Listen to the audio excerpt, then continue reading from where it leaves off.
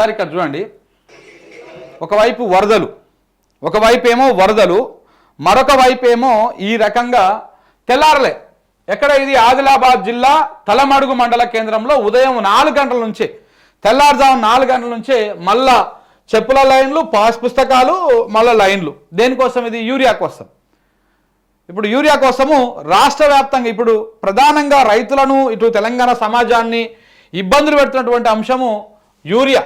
రైతాంగాన్ని యూరియా ప్రధానంగా సమస్యగా ఉన్నది. కానీ దీని మీద ఇంకా ఏది కూడా ఒక రివ్యూ కానీ ఇది కానీ లేదు. కాంగ్రెస్ ఎమ్మెల్యేలు, కాంగ్రెస్ మంత్రులు వీళ్ళేమో అసలు యూరియా కొరతనే లేదు అన్నట్టుగా మాట్లాడుతూ ఉన్నారు.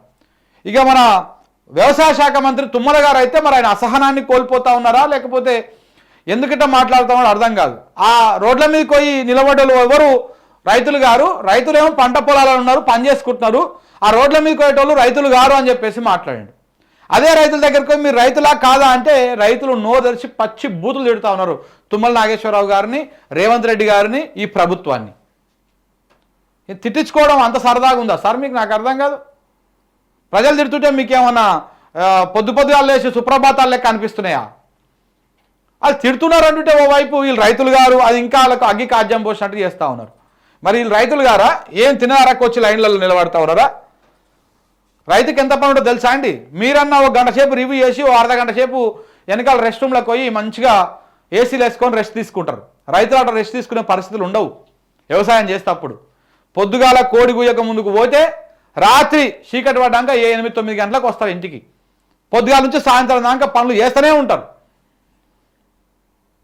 పొద్దుగాల ఉంది మాపటిజామ పొద్దుగాల పూట ఇట్లా విడతల వారిగా వ్యవసాయ పనులు చేస్తుంటారు, గుంటకలు కొడుతుంటారు, కలుపులు తీస్తుంటారు, రకరకాల పనులు ఉంటాయి వాళ్ళకి. వర్షం పడ్డా కష్టమే వాళ్ళకు, వర్షం పడకపోయినా కష్టాలే ఉంటాయి.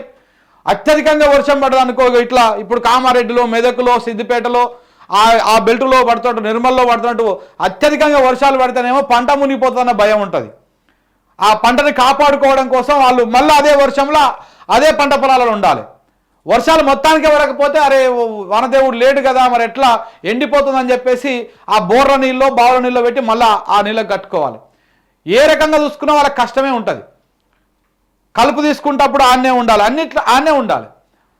మరి ఆ పని పాట లేక వచ్చిరు అనుకుంటారా ఈ లైన్లో నిలబడుతందుకు? మీరు ఇవ్వాల్సిన పని, మీరు చేయాల్సిన పని చక్కగా చేయకుండా గత 10 సంవత్సరాలలో లేనటువంటి కష్టాలు ఈ 10 ఇయర్స్లో ఎప్పుడు మనం చూడలేదు.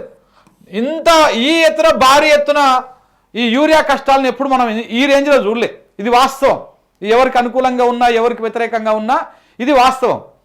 గతంలో చంద్రబాబు నాయుడు హయాంలో, ఉమ్మడి పాలకుల హయాంలో మనం యూరియా కష్టాలు చూసినాం, కరెంటు కష్టాలు చూసినాం, చాలా ఇబ్బందికరంగా పరిస్థితులు వచ్చినాయి.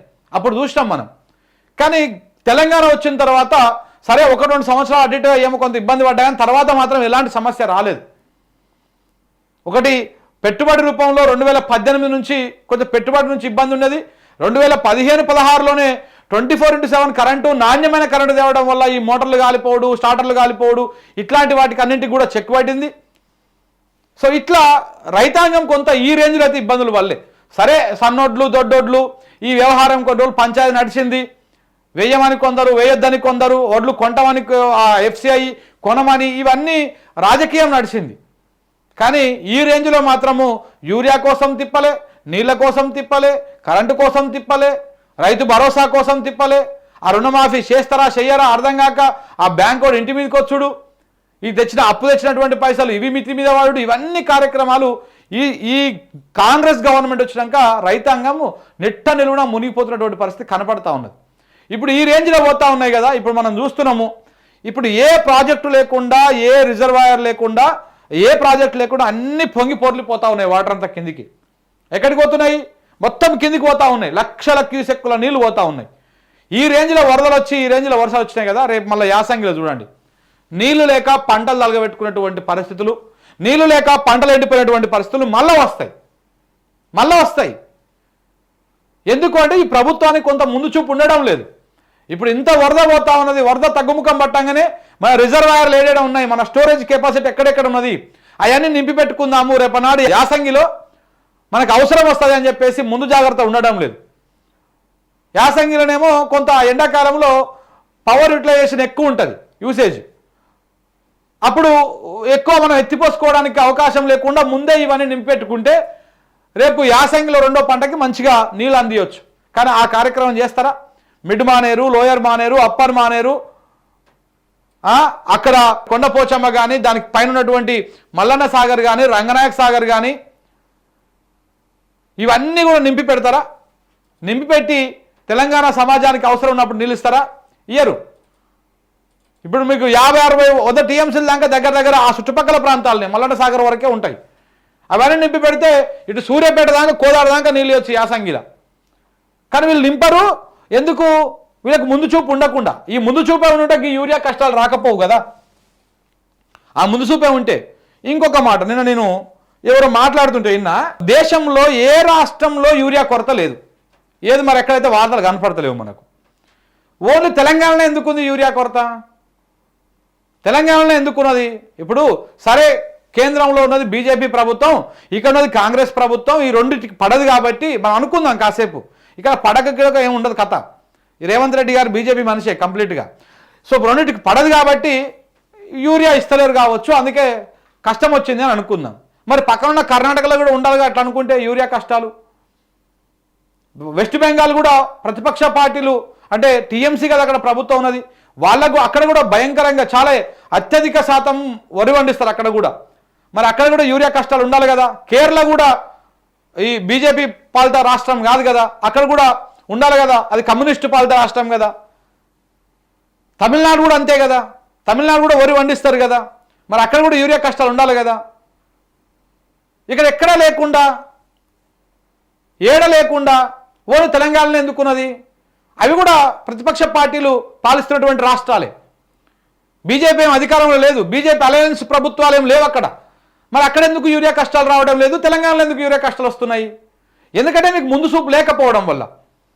కర్ణాటకలో అక్కడ రైతుల మీద, అక్కడి ప్రజల మీద అలా కొంత సోయి ఉన్నది కాబట్టి వాళ్ళు ముందుగానే వాళ్ళకి కావాల్సినటువంటి యూరియా కానీ, వాళ్ళకి కావాల్సినటువంటి ఫెర్టిలైజర్ అన్ని కూడా వాళ్ళు రెడీ చేసి పెట్టుకున్నారు, రైతులకు ఇబ్బందులు రాకుండా.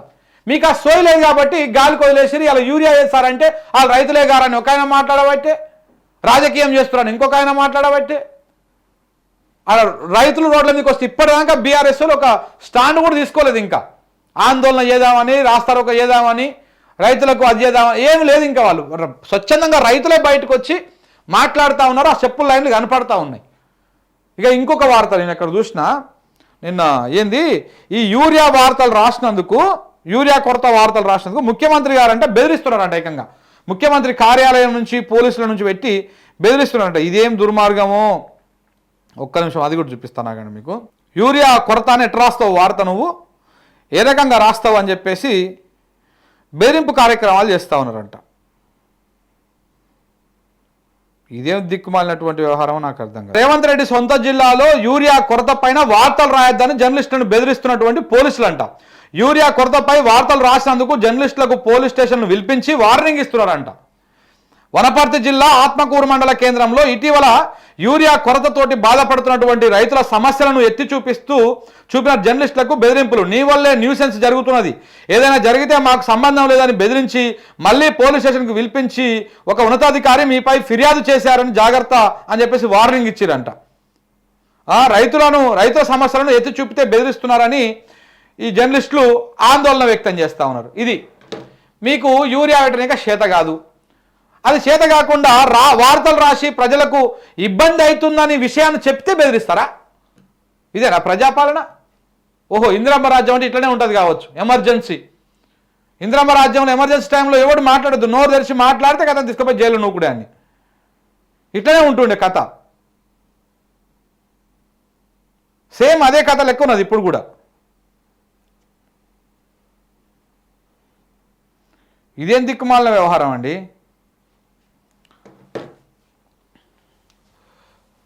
జర్నలిస్టులను బెదిరించాలి ఈ కార్యక్రమాలు దేనికోసం చెప్పండి. పూర్తిగా తెల్లారలేదు ఇంకా.